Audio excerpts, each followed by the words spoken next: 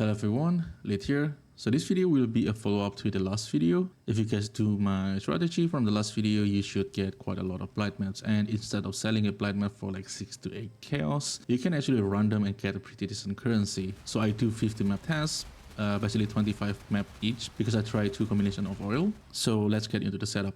The photo maps, chisel until 20%, arc to become rare, and reroll until I have 80% quantity. So all my map is minimum have 80% quantity. And there's a 2 mode that you cannot do. Number 1 is monster cannot be stunned. The second one is monster speed cannot go below base value. 2 of them is a big no in Blight maps, because if you have any of them, the monster inside the Blight map will just walk through your tower, and that's a bad sign, so you don't want that too much. And for the anointment, I tried 2 combinations. The first one is 1 amber and 2 crimsons, and the second one is 1 amber and 2 black oil. What amber oil did is basically reduce the cost to build towers, and I want to make this as easy as possible for people to get into. So adding 1 amber oil there will make the run a lot easier.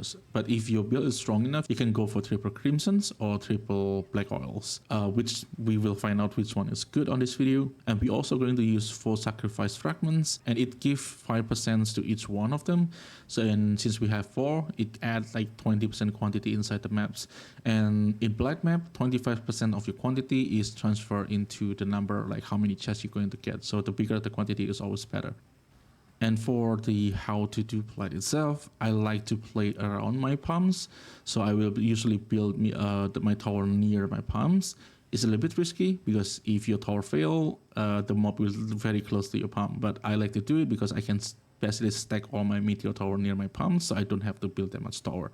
So there's a give and take on that one. But the general idea for the tower that you're going to use on Blight map is always chilling tower, seismic tower, basically a stun tower, and meteor tower. This 3 combination is always used even in Blight Ravage maps. And if you already put your chilling tower and seismic tower and the monster is already stopped there, you should build more meteor towers or any damaging tower really, because Blight map is not that hard, so you can experiment with a bunch of different tower. The idea is like you need to kill them fast enough so when the next wave come, the number of monsters that's stuck in the tower is not keep piling up, because there is a limit to how much the seismic and chilling tower can handle. So you still want to build more damaging tower like meteor towers. For me personally, after I build my chilling tower and seismic tower, if I think that is enough, I will keep building meteor tower behind them, so the damage will still be good enough so I don't get overrun. So now let's talk about the result. I will pause the showcase a little bit. I will continue it again after the result. So this is the result that I get. Black oil seems to give a little bit more loot, like in the number of quantity, because the black oil does give additional reward.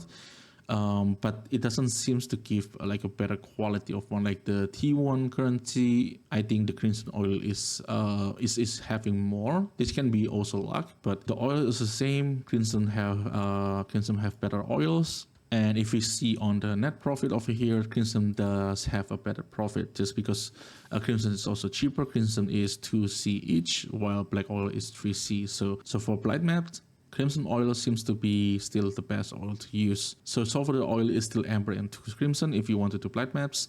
And if your card is strong enough, just use triple crimson or 1 teal and 2 crimson. What teal did is basically make the monster spawn faster. And what that did is reduce the time that you're going to spend on the maps. And all the breakdown is over here. You can check it out. I will link the spreadsheet in the descriptions.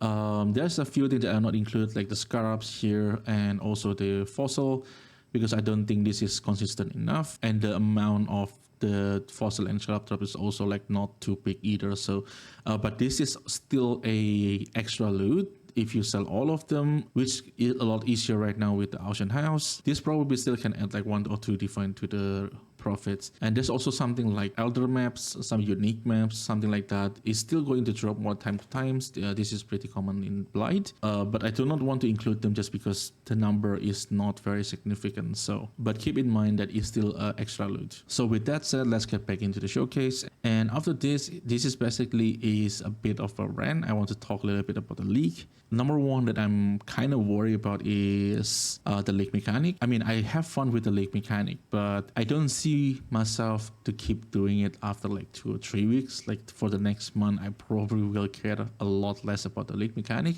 and maybe that's intended and that's fine. The leak mechanic right now, I don't see the reward particularly good. The one that I chase the most is the rune that you can use to enchant your weapons. Other than that, I don't think the link mechanic provide that much. The mapping one, I really don't like it that much. It's decent, but I don't think it's that powerful in the first place. The loot is also seems pretty sad from there. So that's about the league mechanic. Overall, I don't have a problem with it. Still enjoying it until now, so that's fine. So the next one I want to talk about is the ground loot. So I do few testing, like since yesterday. I tried destructive play with Rogue Exile. The loot is abysmal. If you're not using the Scarab, like Titanic Scarab of Treasure, which basically adding reward to the unique bosses, the unique bosses itself is pretty dry. And that's pretty sad to see the Rogue Exile like that, because last league, I remember testing Rogue Exile, they do drop pretty good loot. But right now, I don't see any loot drop from them. So they drop bunch of gold, sure. But I don't see that they drop that much loot, even with the note from the Atlas, which make like your unique monster drop more scarabs. I don't see that much scarab drop from them. Well, before in Necropolis, I do test the Rogue Exile. The Rogue Exile from the mechanic, not the Anarchy, it still drop pretty decent scarabs. Like you can, the difference is very clear. So the other mechanic that I try is also Abyss. And Abyss, there is a scarab that make Abyss drop like a horde. It's basically like a Abyss chest. It usually give you like Purple currency, sometimes map, sometimes divine. It's basically like a mini barrel like last league. It's not that appealing because like how many good strategy out there, like it just outperformed the Abyss horde like significantly. So but this league I tried out, and it's very weird because when I do Abyss with the scarabs, all my loot coming from the hordes. Is the Abyss monster itself doesn't drop much. It drops bunch of gold and I don't know, sometimes like some bubblegum currency. Compared to the horde, like it's really big difference. And I do take the note on the Atlas that make your rare monster drop more scarabs. I tried this node before in Necropolis with Harbinger and Beyond. This node works pretty well at that times. Right now, it feels really useless to take that nodes. Like all my scarabs, like 95% of my scarabs from that farms, maybe 90%, but I feel like it's 95% of my scarabs. It coming from the chest. It's not coming from the Abyss. So the Abyss monster didn't give me that much scarabs in the first place. So the question is like, what you going to do on the end game? Like what's the farming content for the end game? I mean, the obvious answer is probably T17, right? And the problem with T17 is I think the T17 doesn't get better. I tried T17, the difficulty of the monster is a lot lower. That's for sure. Like they're a lot more squishier compared to in the Necropolis. But the problem with T17 I think still persists. Like the rolling the map is still pretty annoying.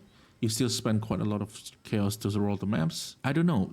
I don't think the T17 changed that much. Like in a sense, I still feel the T17 still have the problem that it have at Necropolis.